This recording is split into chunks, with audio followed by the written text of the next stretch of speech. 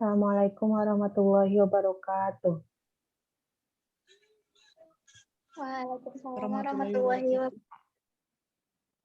Pada kesempatan yang berbahagia ini, kami dari kelompok 3 akan mempresentasikan materi mengenai berduka dan kehilangan. Sebelumnya, saya akan memperkenalkan terlebih dahulu kelompok kami. Adapun anggota di kelompok kami yaitu ada Sipa Maudina Lestari, ada Tira Gusniati, Widya Aulia Rahman, Witi Nur Hasana, Wulan Suciana, Jidan Julfika, dan Julfa Siti Sabira. Baik, sekarang kita maju kepada sesi pemaparan materi, yang mana materi pertama akan dibacakan oleh Saudari Tira Gusniati. Kepadanya kami persilakan. Baik, terima kasih. Di sini saya akan membacakan materi yang pertama, yaitu kehilangan. Kehilangan adalah suatu keadaan individu berpisah dengan suatu yang sebelumnya ada, kemudian menjadi tidak ada, baik terjadi sebagian atau keseluruhan. Kehilangan merupakan pengalaman yang pernah dialami oleh setiap individu selama rentang kehidupan. Sejak lahir, individu sudah mengalami kehilangan dan cenderung akan mengalaminya kembali walaupun dalam bentuk yang berbeda.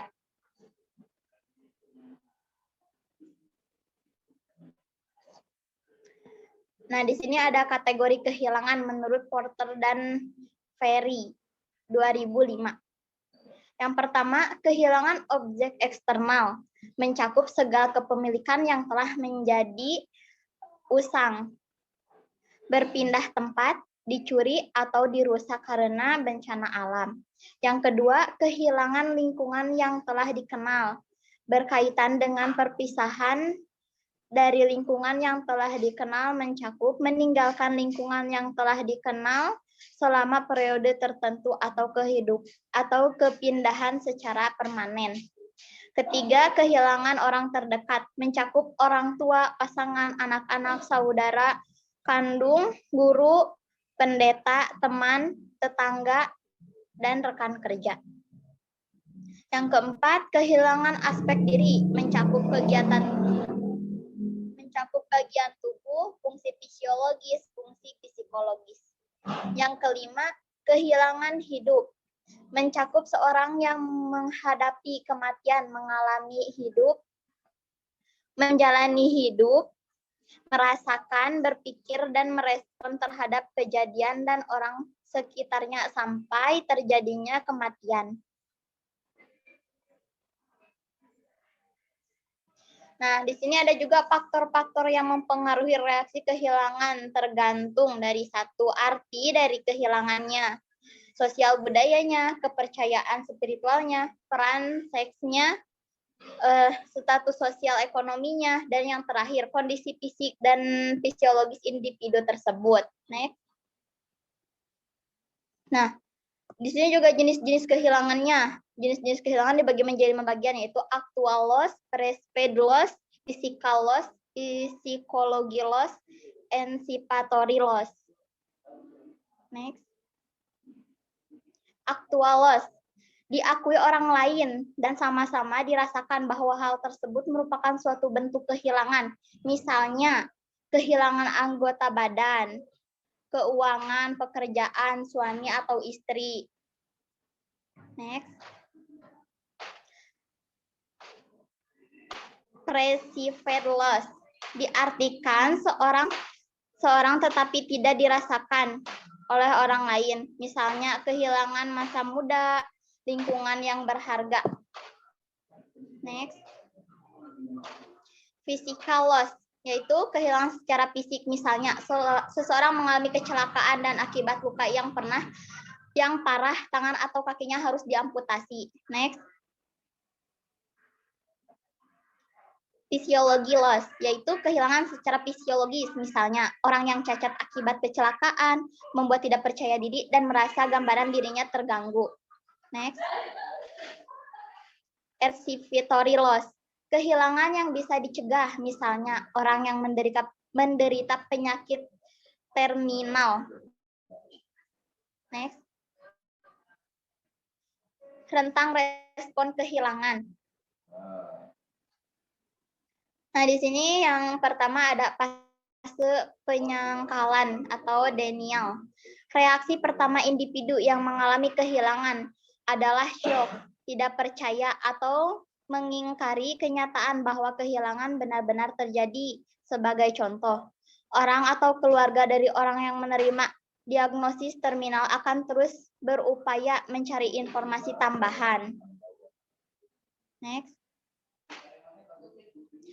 Nah, yang kedua itu fase marah, anger. Pada fase ini, individu menolak kehilangan. Kemarahan yang timbul sering diproyeksikan kepada orang lain atau dirinya sendiri. Ada juga fase tawar-menawar, bargaining.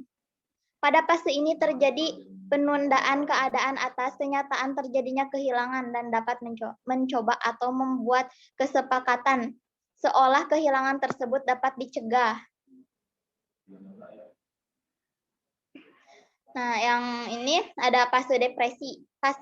Pada fase ini, pasien sering menunjukkan sikap menarik diri, kadang-kadang bersifat sangat penurut, tidak mau berbicara, menyatakan keputusasaan, rasa tidak berharga, bahkan bisa muncul keinginan bunuh diri. Fase penerimaan, acceptance. Pada fase ini berkaitan dengan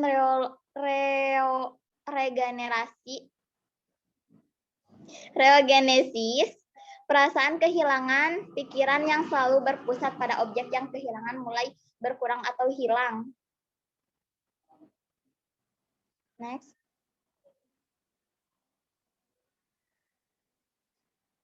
Oke, saya kembalikan lagi kepada Jepang. Baik, terima kasih kepada Tira atas pemaparan materinya. Kita lanjut kepada materi yang kedua yang mana akan disampaikan oleh Saudari Istifa Maudina Lestari. Kepadanya kami persilakan. Terima kasih kepada moderator. Di sini saya akan menjelaskan materi mengenai berduka atau kedukaan. Berduka merupakan reaksi terhadap kehilangan yang merupakan respon emosional yang normal menurut Suliswati 2005. Nanda merumuskan ada dua tipe dari berduka, yaitu berduka diantisipasi dan berduka disfungsional. Berduka diantisipasi tersebut merupakan suatu status yang merupakan pengalaman individu dalam respon kehilangan yang aktual ataupun yang dirasakan seseorang, hubungan atau kedekatan, objek atau ketidakmampuan fungsional sebelum terjadinya kehilangan. Tipe ini masih dalam batas normal. Selanjutnya ada berduka disfungsional.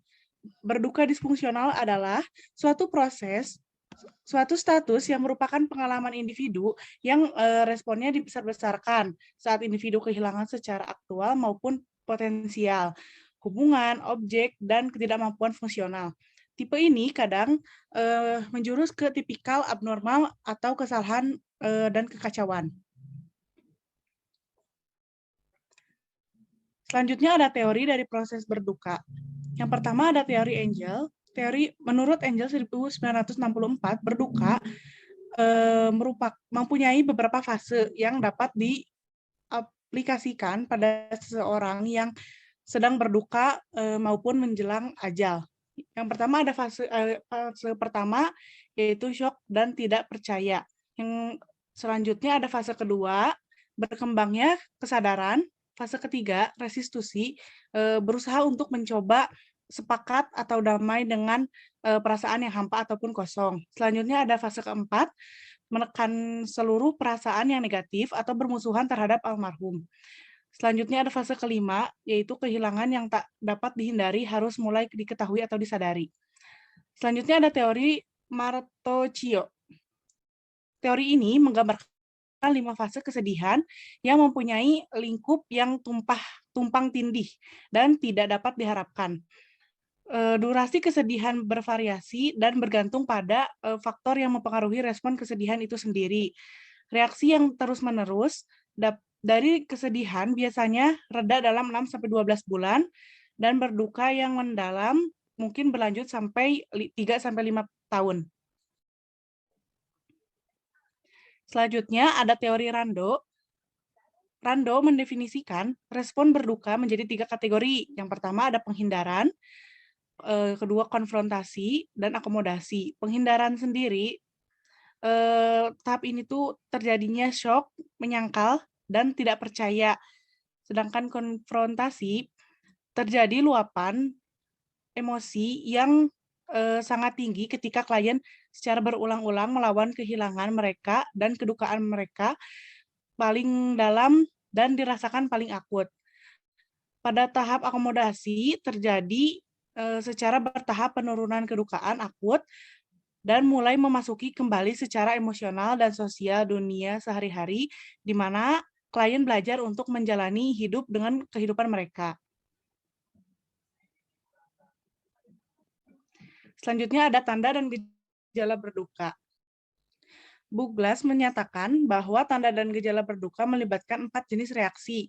Yang pertama ada reaksi perasaan, misalnya kesedihan, kemarahan, rasa bersalah, kecemasan, menyalahkan diri sendiri, ketidakberdayaan, mati rasa, dan kerinduan. Yang kedua ada reaksi fisik, misalnya sesak, mual, hipersensitivitas terhadap suara dan cahaya, mulut kering, serta kelemahan. Selanjutnya ada reaksi kognisi, misalnya ketidakpercayaan, kebingungan, mudah lupa, tidak sabar, ketidakmampuan untuk berkonsentrasi, dan ketidaktegasan. Yang keempat ada reaksi perilaku, misalnya gangguan tidur, penurunan nafsu makan, penarikan sosial, mimpi buruk, hiperaktif, dan menangis. Terima kasih. Saya kembalikan lagi ke moderator. Alhamdulillahirrahmanirrahim, materi telah kami sampaikan. Saya ucapkan kepada pengumpulan materi Tia Gusnianti dan Sipa Maulana Lestari atas penyampaian materinya. Saya pamit undur diri, kurang lebihnya mohon dimaafkan. Wabillahi taufiq wal hidayah. Wassalamualaikum warahmatullahi wabarakatuh. Waalaikumsalam warahmatullahi wabarakatuh.